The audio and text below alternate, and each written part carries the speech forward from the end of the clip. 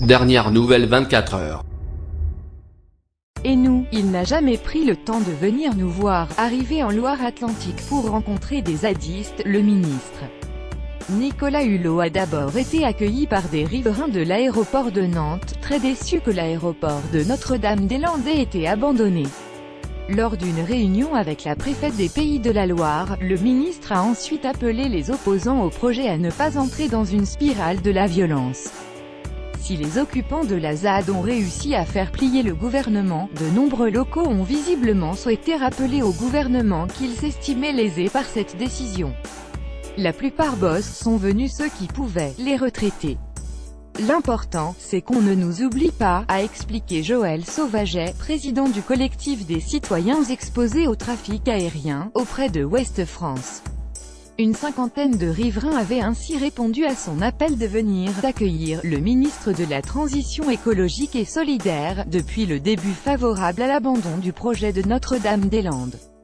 Convaincre les derniers zadistes de se régulariser interpellés sans violence, le ministre a rapidement filé à son rendez-vous, une rencontre cruciale entre la préfète des Pays de la Loire et une délégation d'occupants de la ZAD destinée à les convaincre de se régulariser d'ici lundi.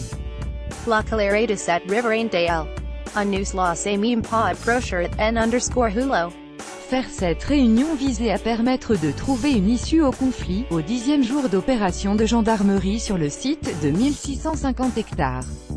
En invitant les zadistes à reprendre le dialogue, interrompu le 9 avril par les opérations d'expulsion et la destruction de 29 squats en 4 jours, la préfète de région, Nicole Klein, voulait leur offrir une porte de sortie et tâcher d'éviter une évacuation de plus grande ampleur.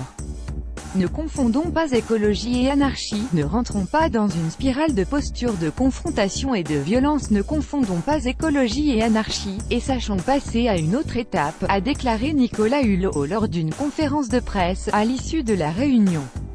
De leur côté, les zadistes ont déploré que aucune ligne n'ait bougé sur le dossier des régularisations à Notre-Dame-des-Landes.